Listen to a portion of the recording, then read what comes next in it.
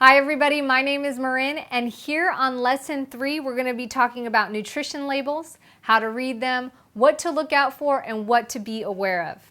So if you look at my example here of this nutrition label, you have a number of nutrition facts that are located on the label panel. You can find this on the back, on the side, but every food store item that you buy should have a nutrition label if it's packaged. So you have serving size, how many servings are in a container, and what calories that is per serving. You also have other things like total fats and the different types of fats, cholesterol, sodium, carbohydrates, sugars, fibers, and protein, along with a whole list of vitamins and minerals. Another thing you want to look at are the ingredients list. Here we have whole grain rolled oats, whole grain wheat flakes, dried cranberries, cranberry, corn syrup, etc. So it's really important to pay attention to the things on the nutrition label, starting with the ingredients list first.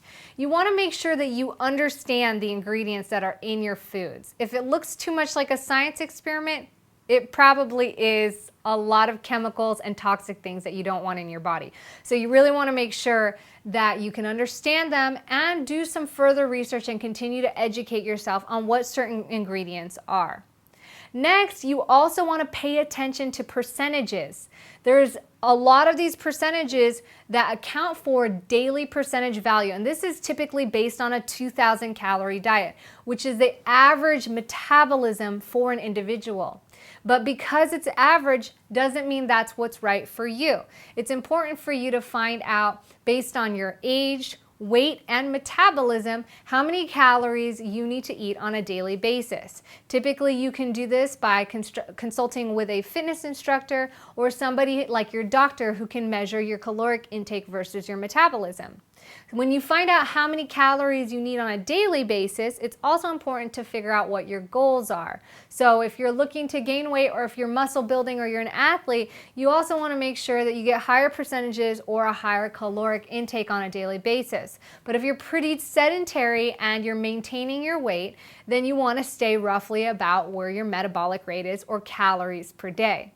So I know this sounds a little confusing, but for the sake of being simple, let's go ahead and talk about the 2,000 calorie diets that we see here on the label. When you look at these percentages, they're going to talk about how many percent of fat or protein you need to maintain that 2,000 calorie diet in a balanced way.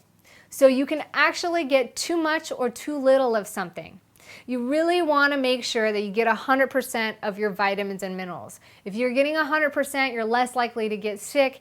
Your body is getting all the nutrients that it needs, so you have less tendency to overeat or crave other foods. You also want to make sure that you don't get too little fiber. You want to get at least 100% fiber, and you want them to be good fibers from whole grains, fruits, and vegetables. So you got to really watch out for that. But you also want to make sure that you don't get too much of sugar and sodium. Those are the things you really want to keep to a minimum.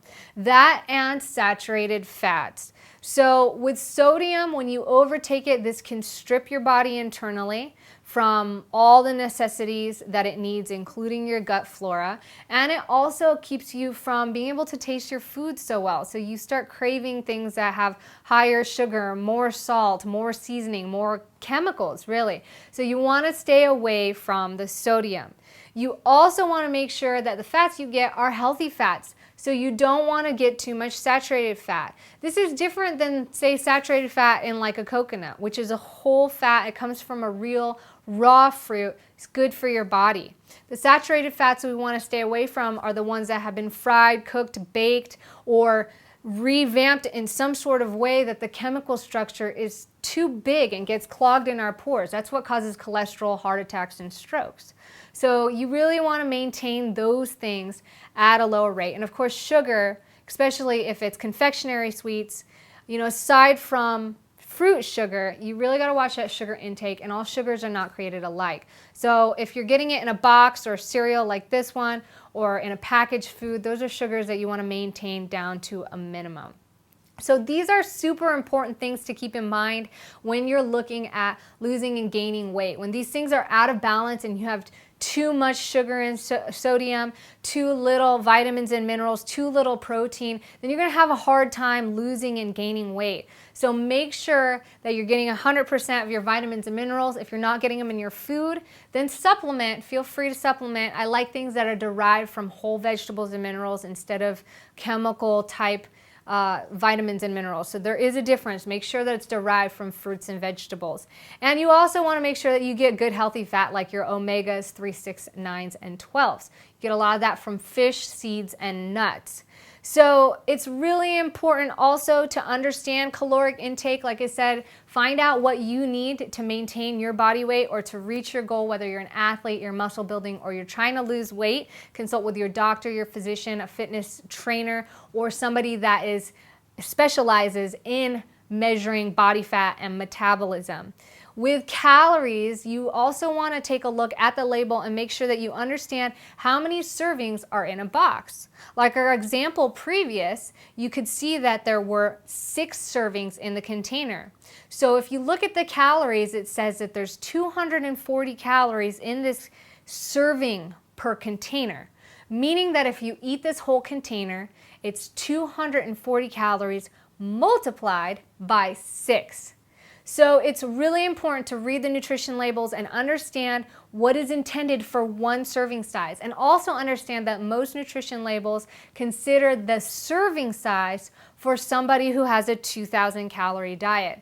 So if you need 3,000 calories, then you'll want to multiply the serving size by 1.5. If you only need 1,000 calories, then you want to divide the serving size by 1/2.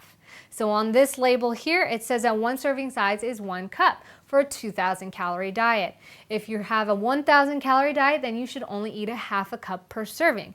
Anything over the serving size is overeating. You're eating technically a serving for 2 people. So this is important for maintaining your weight, losing or gaining weight. Like if you're overeating, which most of us do because we don't pay attention to serving sizes, then yeah, you're probably going to gain weight and get a lot of that excess nutrition that you don't necessarily need.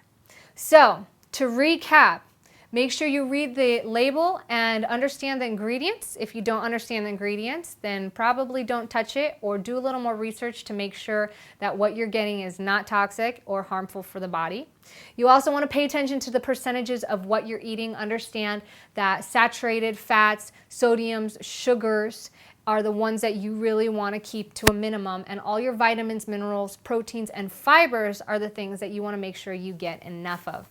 You also want to make sure that calorie-wise, you understand how many you need to maintain your ideal body weight or get to your goal. And understand that the serving sizes are going to dictate how much of what you should eat per whatever food that you're eating. So make sure that you're reading the labels and you understand your body and you're getting everything you need in balance, and you'll be good to go. It's really as simple as that, and the more that you do it, the more practice and understanding you have, it just comes as second nature.